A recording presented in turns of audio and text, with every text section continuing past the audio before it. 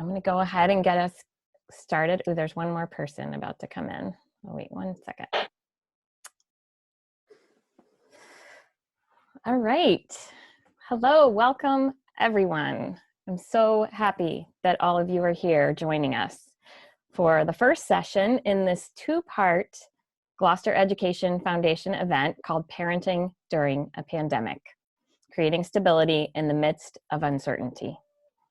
It is so nice to see so many familiar faces on the screen tonight, and also some new faces from places even beyond Gloucester. Welcome, everyone. So glad you're here. I'm Aria McElhenny. I'm the Executive Director of Gloucester Education Foundation. I'm also a parent of 3, trying to get through this time at home with my kids, so I'm equally as excited as you are to talk to our experts tonight. Just some really brief information about Gloucester Education Foundation. We are a nonprofit organization. We were founded by a group of parents with the goal of raising the bar for the Gloucester Public Schools and making our district one of the best in the state by supporting innovation and creativity in our public schools. Since 2005, we've put about $8 million into the Gloucester schools in areas ranging from art to engineering to theater to marine science, to math, to literacy. Every child in our schools benefits from the programs that Gloucester Ed Foundation supports.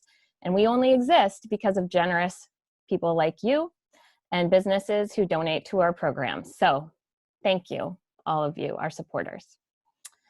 So as I mentioned before, tonight's event is the first of 2 conversations that we have planned. We will cover different topics each session. So we hope that if you find tonight's event helpful, you'll come back next week. This week, we're focusing on how to keep our kids mentally and physically healthy during this time. Our hope for this event is that it will be a chance for all of us to come together as a community, to tap into our expert panelists and get some answers to our own questions, to help each other and to share our ideas about what's working, maybe what's not, as we navigate this mind-blowing new reality of parenting during a pandemic. Before I introduce our wonderful panelists and get started, some quick housekeeping things. This meeting is being recorded and it will be posted on the Gloucester Education Foundation website and social media, so please share it with friends once we have it posted if they couldn't be here to join us tonight. We encourage you to keep your video on so we can see each other, but please keep your microphone muted during the event. Keep your screen. I don't know why I can't hear. Hey, Har, can you come here for a sec? Oops.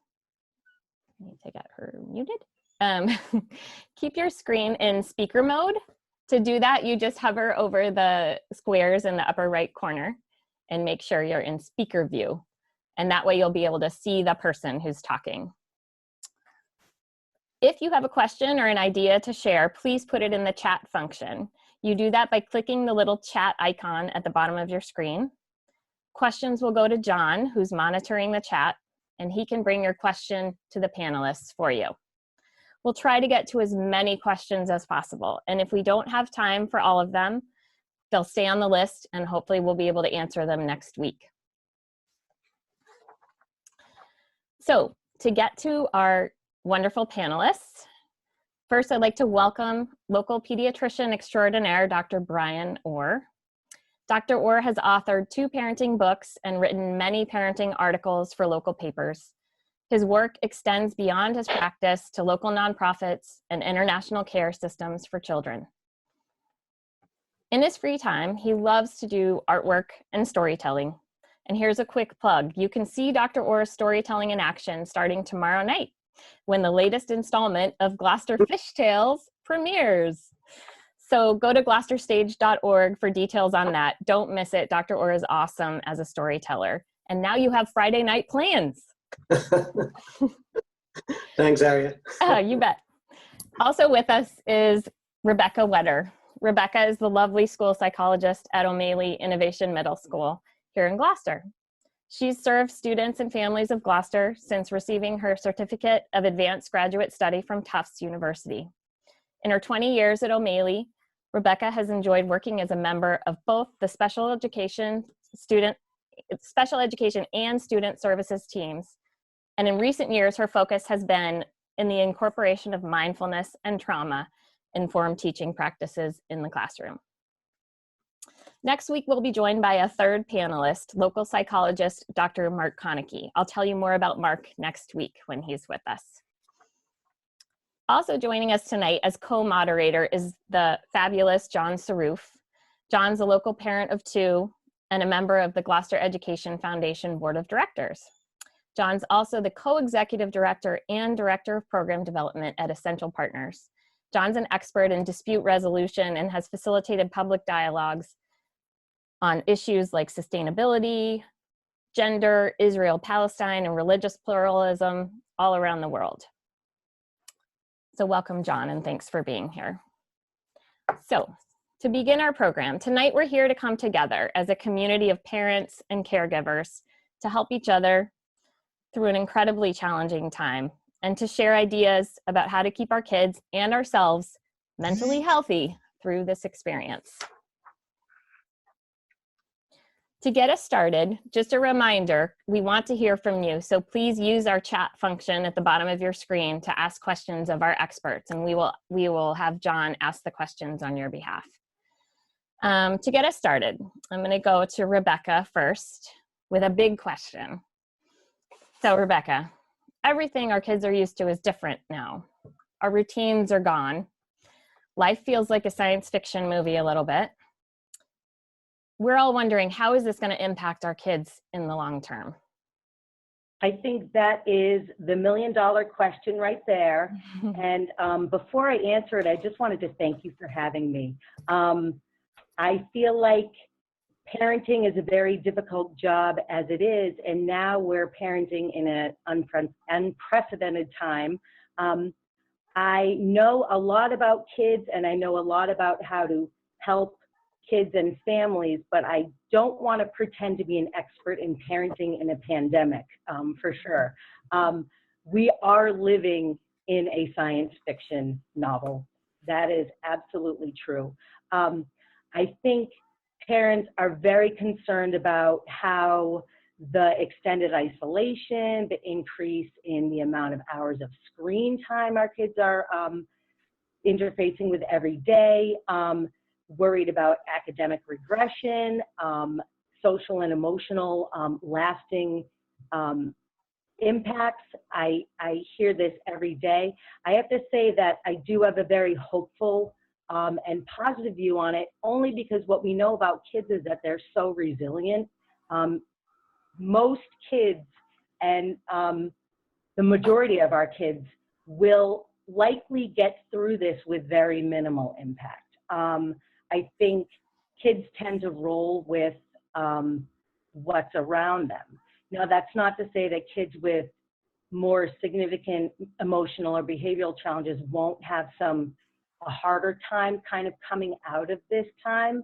I think that will take a little bit more time and maybe some experts around them to kind of help come back to like a sense of homeostasis. But I think in general, most kids will come out of this okay.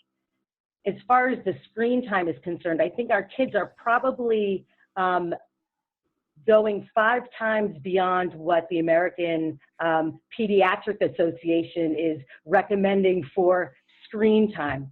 We do know that screen time and the amount of screen time does have an impact on kids and developing brains. That goes, we know that for sure. But I do think that what we know about neuroscience and brain plasticity kind of sheds some hope around that, in that I don't think we're going to have massive, long-lasting impact of all that screen time. I'm very hopeful with the change in weather and that kids are going to be getting outside more. I think being outside and being in nature, and it's not just my opinion, there's been some scientific study around how that can kind of undo the impact of being on a screen and how that kind of stimuli on the brain is impacting. It can actually kind of undo some of that. So I think, you know, there's some hope there. The other piece I want to talk about with that is I do think that coming out of this, we might even have some positive impact on our kids and our families. The rates of anxiety in our young kids are just through the roof. I think one of the latest studies I saw, and Dr. Orr can chime in, but I think it's between the ages of 8 and 18, 1/3 of our kids could potentially meet the criteria for having an anxiety disorder. And I think that's a direct correlation to our busy lives and the demands that we have on our kids, whether it's academic, through, everything nowadays seems to be quite competitive, and we seem to be, as families, running from one thing to the next. What this time has done, albeit it's quite boring at times, we've had a chance to kind of sit back and simplify our lives. There's been far more time spent sitting around the dinner table, talking with, as a family. And I'm hearing that a lot from the families that I work with and my own kids. So I think family connectedness might actually be better. I do think that we'll have a decrease in maybe a sense of anxiety or symptoms of anxiety. So I think overall, it's kind of a hopeful look. I don't think we need to be horrifically concerned about what this time will do for our kids in the long term. There will probably be some longitudinal studies on this age group of kids, though, to kind of see what the mental health impacts are over time, and also the academic impacts too. And I'm sure Dr. Orr has some things to say about more the physical impact on, how we've been living in our lifestyle for the last 3 months. Yeah, well, I have to agree with you totally that kids are really very resilient, and I'm not really very worried about kids in the long term from this. They'll certainly have a remembrance of, remember when we had that time where we had to go in quarantine when we were younger. But this is a time where we actually have decreased a lot of stress for kids. School is a stressor for kids, and we have kids that are incredibly scheduled and overscheduled. And that has all gone away. And all of a sudden, we are having family dinners and spending more time at home. And one of the interesting things about kids and how well they do, two of the biggest indicators of all things that people have looked at in regards to how well kids do, two things come out repeatedly. And one is spending time together around the family dinner table is one thing. And the second thing is reading together at home. And so those two things alone, if we've increased those, we're probably increasing how well our kids are going to do. I think that besides decreasing the overscheduling and decreasing stress, I think certainly we've seen less anxiety, but I think overall kids are going to do as well as we do as the parents. And if we're doing well and we are having faith that we're going to get through this well, they're going to feel that and sense that. And so I think getting back to the whole idea that we're going to get through this together as a community, which I have to praise you from Aria for doing this, because this is a community event that you're doing, and this is really helpful for people, because we're going to get through this together as a community, but we're also going to get it through this together as a family by family. We're going to see the end of this. We're going to get to the other end of this. And so we just have to have faith about that and go through a real living, mindfully living through this and recognizing what we're going through. We are going through a very unusual thing, and we just have to recognize that. But we will get through it together. Thank you. I feel better already. Well, that was a really big picture question. I'm going to bring it back down to a little bit more like of the day-to-day. Rebecca, this is going back to you, but I'd love to hear from both of you on this. So what about those of us who like, okay, the first few weeks, it was going okay. Our kids seemed good. And, you know, it was kind of fun almost to be home together and have movie nights. And then a few weeks in, we start to see these like behavior changes in our kids. You know, for those of us with teenagers, they're getting more withdrawn. They don't want to get out of bed. You might have a kid who seemed very independent and then all of a sudden seems to be acting like they're 2 years old and wants to be by your side all the time and starts crying at the drop of a hat. What is happening? I'm speaking, can you tell this might have happened to me in my house? And why is this happening? And what do we do as parents? How do we help our kids through these times? And how do we cope as parents with those behavior changes? Rebecca, what do you think first? Well, I have to say, I absolutely experienced the same thing with my own family around week 6. Maybe it was the beginning of week 7. And I know that with the families that I work with, that was kind of like the turning point a little bit to where kids seem to be having more struggles. Absolutely, the teenagers and the sleep, either they're not able to sleep or sleeping all day, the kind of the loss of motivation in the schoolwork, not really wanting to do some of the things that were kind of getting them through the day. I think the luster of all of the projects around the house and organizing the closets and the bedrooms, that was kind of like we had been there, done that. That one big, like it was like one long snow day that we could kind of tolerate up until about that point. I absolutely saw that the turning point where I believe, you know, even with families with small kids, increase in the sibling fighting, you know, clinginess, like you described, kids, you know, wanting to sleep with their parents again, so some regressive behaviors. I think a lot of that was kind of the normal experience. I think we were kind of at that point where something needed to kind of shift and change. And I think, you know, a lot of those signs and symptoms and behaviors that, you know, I was just talking about could in kind of like our typical life could be signs of depression. And I do think that it was of the typical experience to be feeling the blues.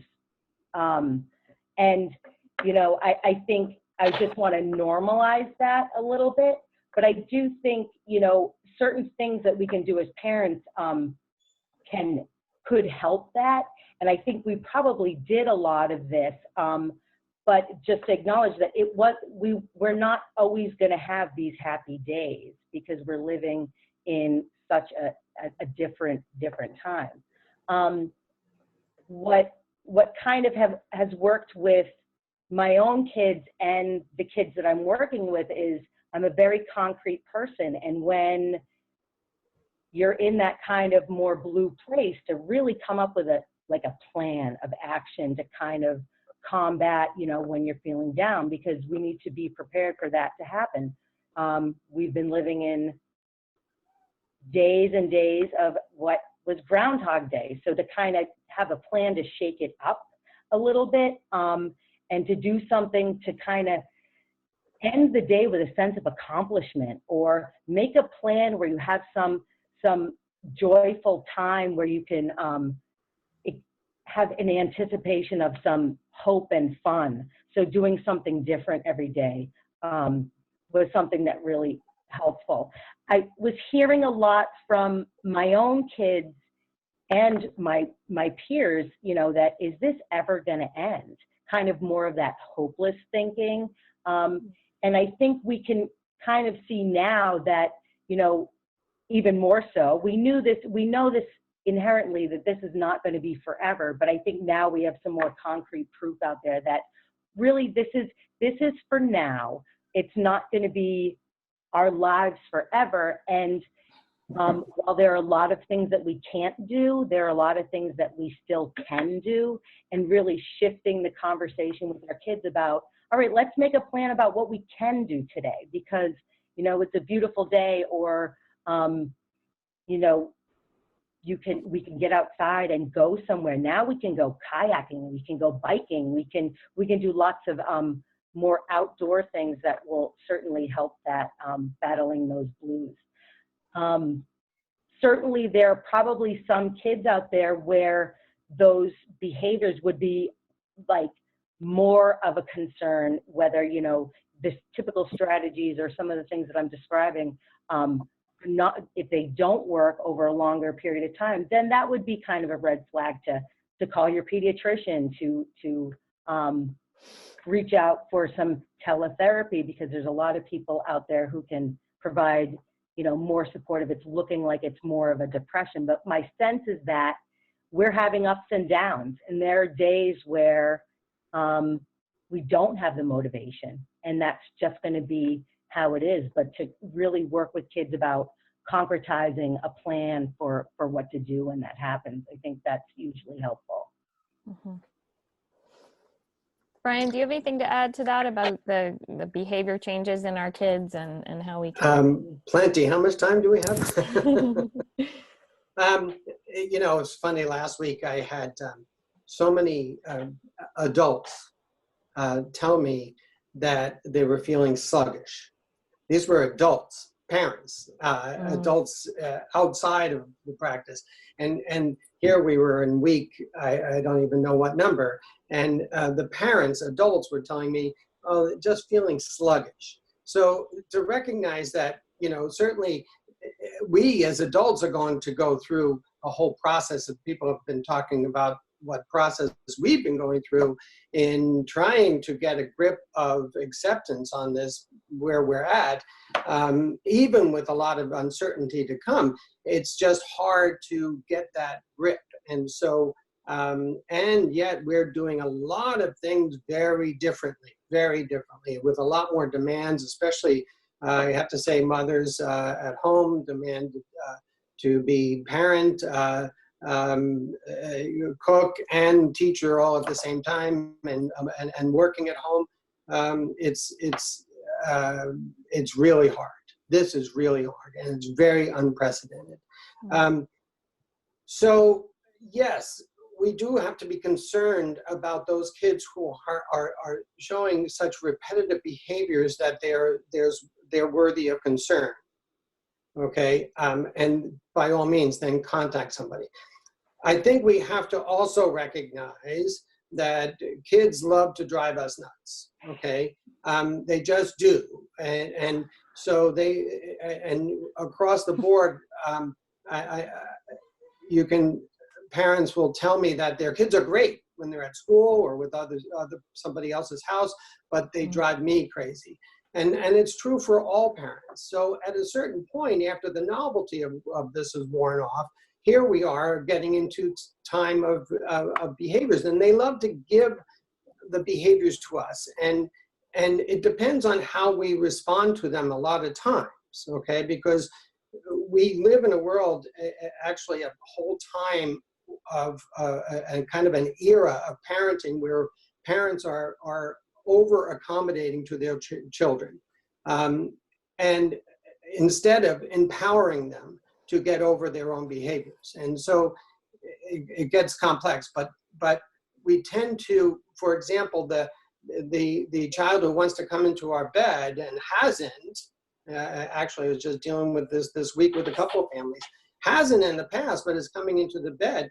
Well, you know, if you change your response to that, then is that reassuring to the child, or empowering your child to go back to bed and be able to sleep and go back to bed in their own bed? Is that empowering? You have to ask yourself that question. What's empowering the child to get over this behavior themselves? We don't have to own all their behaviors. We can work on them to empower them to get over their behaviors. And there's ways and recommendations to do this. I won't get into it too much now. So we just don't have to live with all behaviors. We just don't. We can try to manage them by empowering them to take care of their own behaviors and not us having to own it. One thing I wanted to mention with the teenagers sleeping, one of the things that parents aren't we have to recognize that teenagers definitely, absolutely, 100% have different schedule. They absolutely do. And so we have to allow for that. And we have to allow them to be the night owls and sleep late. Having said that, let them have their sleep schedule. Having said that, I think it's very fair to have them have expectations to accomplish during the day, that they don't have to just sleep through the whole day. In fact, it's better even for them to be on somewhat of a schedule. We should really try to maintain the same sleep schedule. Even teenagers, even if theirs is later than ours, that's okay. But they should still get up and accomplish something in the day. The other thing that Rebecca was saying that I agree with this very much is variety, change things up, getting outside, trying to decrease expectations on one hand, not trying to accomplish 100 things on the list, but at least shooting for a few things to really accomplish in the day is probably better. I think we have to be forgiving of ourselves and forgiving of our kids for this time because it's just so unusual. You know, that's very helpful. And I just to kind of build on that a little bit, Brian, getting like the expectations for the day. And, you know, when this all started, all you saw were all these schedules that people were putting out there of like, and then I think for a lot of us, schedules just went out the window at some point. And then, so I'm curious, like what you have to say about the importance of the routine and sticking to a routine and kind of building on what you were just talking about. How much is it fair to expect in a day? But how much is it okay to let go of the routine a little bit and be forgiving? You know, I know personally, like, and I've talked to other people about this, it can cause a lot of fighting in the house. This like trying to be like, no, it's time to do your online math thing. And, you know, and they just don't want to do it right then. And so there's so much conflict going on as you're like, well, you have to exercise every day. So go exercise. At least in my house, I'm seeing that. And, you know, just all that fighting is hard. So what's a better way to handle that? Or how can we handle that as parents? So I think it's very difficult to be teacher and parent and everything else that we have to be. And it's, I know people who wanted to, we're just going to get up, we're going to exercise, and it's just all gone out the window. I've talked to parents this week about their frustration about dealing with their kids and trying to teach them and trying to, and I think lowering expectations is the way to go. We're in such an unusual time. I think we need to lower expectations.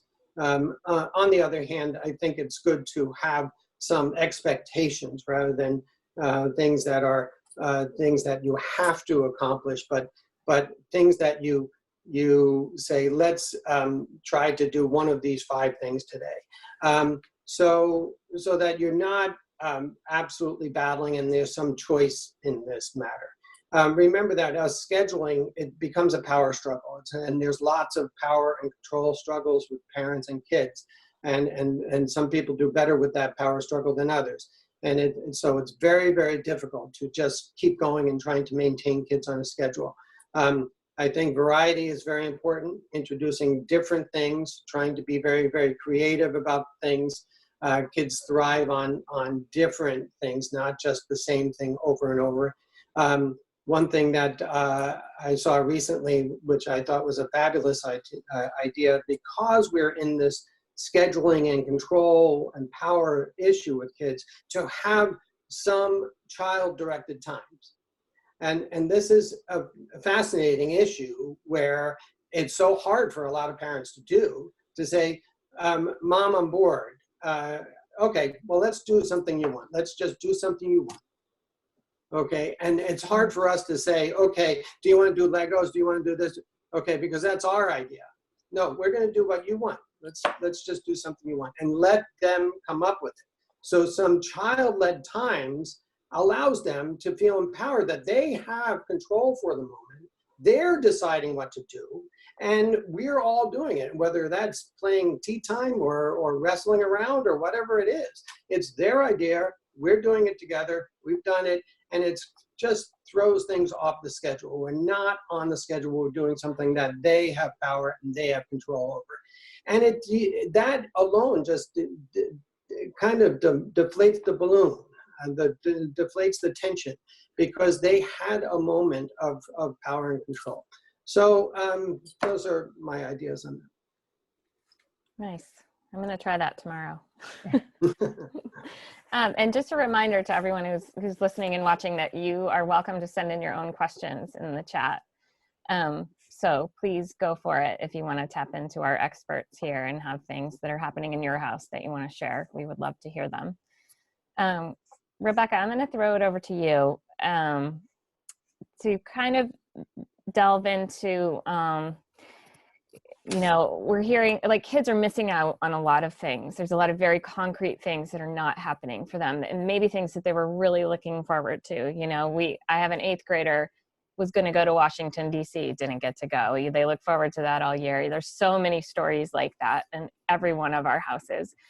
And sometimes the kids just want to keep talking about that. And we don't always know what to say. And, even some things that they're hoping will happen, next month, and we don't know if they're going to happen or not. It's hard to know as a parent how to respond and how to help them move beyond these disappointments that they're having. So can you give us some input into that? Sure. I think, you described it perfectly. I mean, these kids are missing out on, not only small things, but major life events. And those are huge losses for them. We have kids that are missing out on graduations and now, and it seems to be like every few weeks they're learning another thing that they're going to be missing out on. So, no more summer camp and those vacations.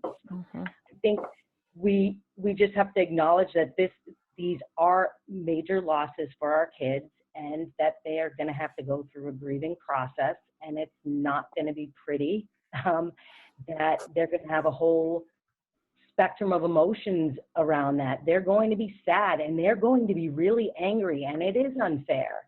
I don't think there's a way that we can fix those feelings or to take those feelings away. I think they need to feel those feelings, and we just need to be there to validate it and be there to just listen. I think I always remember my mom growing up, when something, awful would happen, she would say, well, there are starving children in Africa. And I am not recommending doing that at all, because that was not, really what I wanted to hear. I do appreciate that she was trying to offer me some perspective, and that there was a lot of wonderful things that were still going on in my life, and that, focusing on that could possibly help me get through the loss. I think we need to just talk to our kids and let them just vent to us about that. Reshifting their thinking in a gentle way, rather than, the strategy that my mom threw out at me, is helpful, because there is still, we have experienced so much loss and change. We've lost our lives, the way our lives are typically go. So with that, it is helpful to say, okay, there are a lot of things that haven't changed, and there are a lot of things that I still have. We're in a pandemic that's probably one of the most comfortable pandemics, because we can be home and be with our families. And, there is a lot of good and, positive, healthy things going on around us. So gently shifting that, but I do think the main thing is to let them feel the loss. Some kids are going to have a harder time letting go of that, and you might hear the same conversation over and over again, but sometimes kids just need to talk it out, and we're their parents, so they're going to probably show us their most intense feelings, and that's actually a good thing, I would say. Brian, do you have anything to add to that about helping kids through those I just losses? echo the idea of don't fix feelings. You never try to fix feelings. Never, ever try to fix feelings.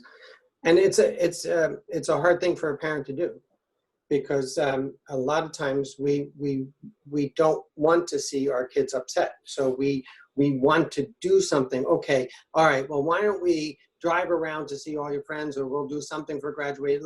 Let's fix it. Well, that's not going to fix it, right? So it's a matter of recognizing the issue. There is a loss here, and so the what we should be doing with feelings is listening, understanding, the disappointment or whatever, labeling what that emotion is, sharing maybe a time where you also had disappointment, great disappointment, or that you are going through a similar disappointment, and then sitting with it, not fixing it, not good, but letting this is sad. This is sad. And so sad or disappointing or whatever the emotion. And that way it's validated, it's heard, and it will feel better with time, with the process. Denying it, trying to fix it, doesn't work. It just procrastinates the process. So that's my comment. Just listening and hearing them out, letting them mourn their loss. Sometimes they don't know what emotion they're going through, so sometimes it's very good to label it, if you can label it. And there's a whole thing, I'm sad, I'm depressed, I'm disappointed, whatever. There's a whole refrigerator magnet with 100 things on there. And so sometimes it's good to have a label on it, because I know when I experience this disappointment, that's what it is. Now I've experienced it, I've gone through it, and I've survived it. And that's empowering to kids, because a lot of times when kids are in an emotion, they never think they're going to be out of that emotion. And so that if they can understand the process they're going through, they learn to deal with the emotions now and in the future. Got it. Okay. I'm going to shift a little bit and ask you a really hard question, Brian. Uh-oh. I think this is another one of those $1 million questions,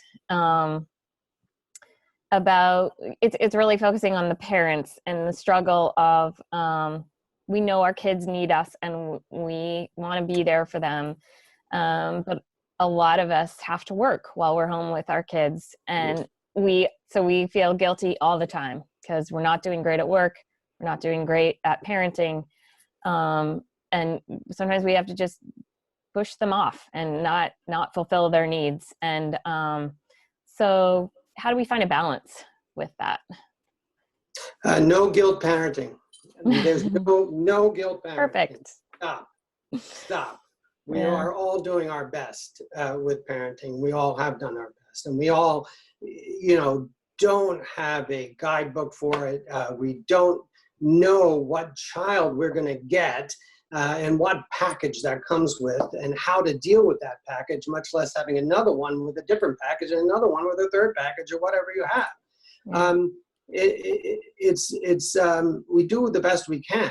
And so the funny thing, the real interesting thing about parenting today is that parents are actually spending more time with their kids than parents who parented many years ago, who didn't sit down and play or do things with their kids. So we can deal with our kids and the time that we can spend with them. But we should not be guilty about the time we can't spend with them. They will be okay. It's a bottomless pit of attention. They're going to want you 24/7, whether you give them 24/7 or not. So they can help you feel guilty. But it's not fair, because everybody has responsibilities about what they have to do. And if you have to work at home, you have to do things for yourself and your family, you should do them, and you should do them as guilt-free as possible, because they will be okay. You can spend some good time with them another time. Sometimes you'll spend really lousy time with them afterwards. There's all good and bad with parenting. There's funny times, there's laughter, there's frustration, there's times where you feel like you're a bad parent, and there's times where you feel very happy as a parent. And that's all the experience of parenting.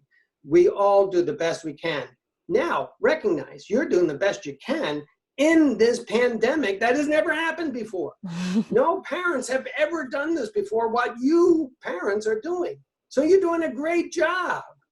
So you have to just take the good with the bad, go with the flow, and do the best you can in parenting your kids. Do not feel guilty about not spending time with your kid or having to say no to your child. We should have guilt-free parenting if at all possible. Do the best you can. Thank you. It's another case where I feel better already. I think we've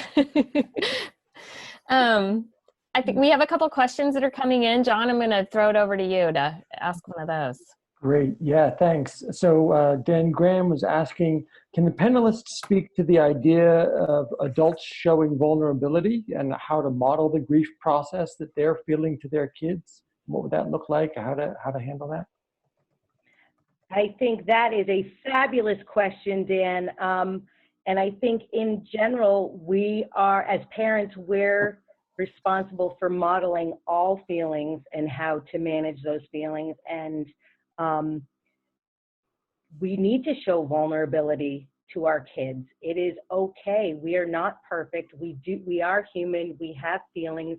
We need to show them and then show our kids how we manage them in a healthy way. It's okay to not have the perfect response either. I think our kids need to know that we're also feeling sad. We also are experiencing disappointment. We also feel like our lives have been turned upside down. You know, we need to, like Dr. Orr was saying, label those feelings for them and, you know, show them healthy ways to manage it. Yeah, it's a great question. Great. There's another question here about conversations that the kids have been hearing about having to wear masks in school and bigger changes to their school days. How do you think each age will handle these changes to what has been sort of their safe space up until now? Mm-hmm, mm-hmm. Go ahead, Brian. Well, I think it depends on the age. Some kids are not going to care at all. I think a number of kids at older ages might be very conscious about wearing a mask in school. I think it's important for all of us to explain the reasons why we're doing this, and so that there's clear understanding, especially as kids get older. So because I can see it now that kids in middle school and high school are going to come to school with their mask, but by the time they get to school, it'll be down here. We can do the best we can in regards to trying to get kids to understand the purpose and the reasoning for this. And it's hard to really give an answer to this because we don't really even know what school is going to look like when school opens. Are there going to be different shifts in the day? Is there going to be social distancing within the classroom? I don't think we know everything yet. So we're going to have to see a little bit about this. And there's no exact answer because we don't know exactly how it's going to look. I think my sense is that this will be like teaching a child any new behavior. They're going to have the explanation as to why, they're going to have it modeled, and they're going to have to practice it and have some guidance and prompting around it. I think our schools are cued into a lot of the social emotional needs that will be cropping up as kids are returning. I think wearing the masks and abiding by whatever the new routine is will be all part of big discussions about how to teach kids our new normal. And I think it's to be seen, but there will be a lot of thinking and planning around how to support kids at all the different levels and establishing these new routines that will be thrown at them. If anything, I will tell you that grand majority masks are mandated in my office, and all kids, teenagers, kids above 2 and even 3-year-olds are wearing their mask in the office. I have not seen a lot of resistance to it in there. Now, that's not necessarily a middle schooler or high schooler in front of their peers, but the other part of it is that everybody has a very unique mask. And if kids can play a role in what kind of mask they have and what's on their mask and how they can do it, it might be make things easier. Great. Another question came in from Christine. Any tips for helping kids deal with so many unknowns? That's a tough one. We are living in the world of unknowns, and not only unknowns, but lots of just inundation with information that we have to sift through too. So it's not only that, we're getting all of this science-related information, and the government's sending us some information, and we're trying to kind of make sense of it all. I think one piece of that is to let kids have some sense of I just lost my train of thought. I'm so sorry. That's okay. Can you repeat the question? I can't believe I started talking and I lost my thought. Oh, giving kids dealing with unknowns over something in their day, because there's so much unknown. I think limiting the amount of exposure to information is really huge for us as parents, as well as our kids. Just not having them have access to unlimited information, but when they keep asking, well, what if, give them a sense of what they do know and what they can control in their day. That's a good point. The other thing about it is that we have to, at the end of the day, a grand majority, a large majority of us are going to get through this period. Be it 12 months, 18 months, whatever Corona gives us, we're all going to get through this.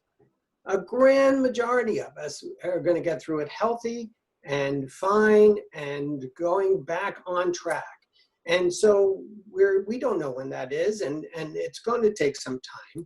But the more we can feel secure that we're going to get through this. I mean, when people got through World War II, we got through the 1918 flu epidemic, and talk about worse quarantines. There were people in 1918 great influenza that were put in tenements on the top floor with a red X on the door, and they weren't allowed to come out and could only communicate through their window and get food pulled up by a bucket. With no internet, no Netflix, no Hulu, no nothing. So they got through the 1918 influenza, and we will get through this pandemic. And the more we can feel that confidence, we're going to get through it. And if people and kids can feel that in some kind of community, that will even be better, because that community will help normalize it. Great. This is from Jen Holmgren. Any advice or guidance for parents of children with special needs, especially sensory disorders? Rebecca, want to go? Sure. I think our parents who have children with special needs at home need to have a special shout out tonight, because they're being mom, they're being teacher, in many ways they're being or doing all of the supports that these children might get from therapists and things like that. They're doing it all. And I think, the sensory issues, also, behavioral issues, all sorts of things are happening or parents are working really hard to help their kids manage those things. I think kids with sensory issues, and I'm thinking of kids on the spectrum, they're a unique bunch. And I think, there are experts out there that parents can call to get specific information about how to help a child during this weird time and being at home all day. There are people that can give advice like right on the spot. As far as the sensory issues, I think anything that you would see that would work for your child, typically you would have to try that, but you also need to be creative too and try some new approaches. I think the other piece is you're not going to resolve it or make the sensory issues go away because this is a weird time. The things that you would typically do with your child might not work. So I don't really know specifically what type of sensory issues they're talking about, but maybe Dr. Orr can talk about, or maybe we can get more information about that and then we can answer that more specifically. I met with two parents with autistic children just in the past couple of weeks, and both of them have somebody they can call to give tips about what to do. And so that is probably the best advice, is that having somebody to come up with creative ideas and give advice as to what to do with the child of it's a hard question to answer because there's such a wide range of kids. But so we've come to the point of talking about kids on the spectrum. But whether it's a child on the spectrum or just sensory issues or speech issues, other behavior issues, using resources of social workers and social workers from the schools they were at, teachers from the schools that they were at, to give advice as to what to do during this time is probably the best way to go. And I would have to say that most of the kids that we're working with as clinicians who work with kids in a school with special needs, our focus really during this time has been to supporting the parents and providing tips and strategies for them rather than focusing on providing therapy directly to the child, because we do recognize how challenging it is for the parents. Clinicians are working, and some clinicians, are providing teletherapy, twice a day. There are also some kids who are on the spectrum that actually continue to have in-home supports as well. So there are lots of supports out there for kids with special needs, but I think starting with the school, and then most of these kids will have some sort of team around them that are providing some sort of ongoing consultation. Keeping them in the child's life is very important.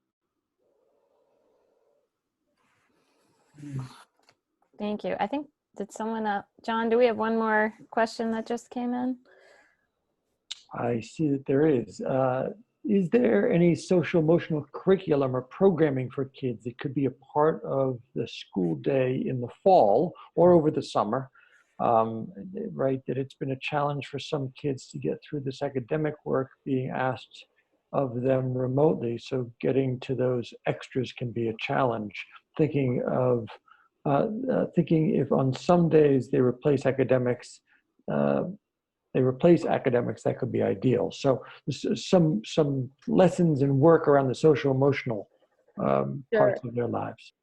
So I know that I'm in a number of conversations with administration and other school folks that are very concerned about the kids coming back and recognizing that there are going to be some social emotional needs. So I think, to assure parents that is in the forefront of our minds. I think you're right. Our kids are not getting their advisory blocks and they're not meeting with their counselors as consistently, or it's looking a little bit differently. While our guidance department and other mental health professionals have put out some activities for kids. It is the experience that it's a little bit too much on top of all the other academic subjects. So twofold, we are absolutely keeping it, it is number one on the list of priorities to address social emotional needs as the kids are coming back to school, because it will be a massive transition.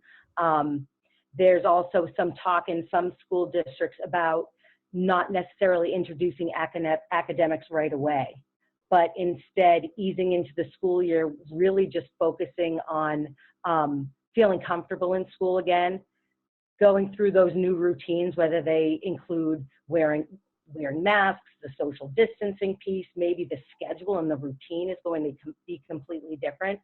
There's going to be a lot of work on getting kids more comfortable around that. And then, playing with each other. So getting back to just reconnecting and forming relationships. So that's something that not only the Gloucester schools are thinking about, but schools nationwide are really putting that as a high priority for kids going back to school in the fall. Brian, do you have anything to add about that social emotional piece? Or Well, first of all, I thought it'd be a great question to throw to Mark Konecki next week. But yeah. I think kids are going to have a hard time getting back to school. I think it's going to be up to school, certainly, to help support them.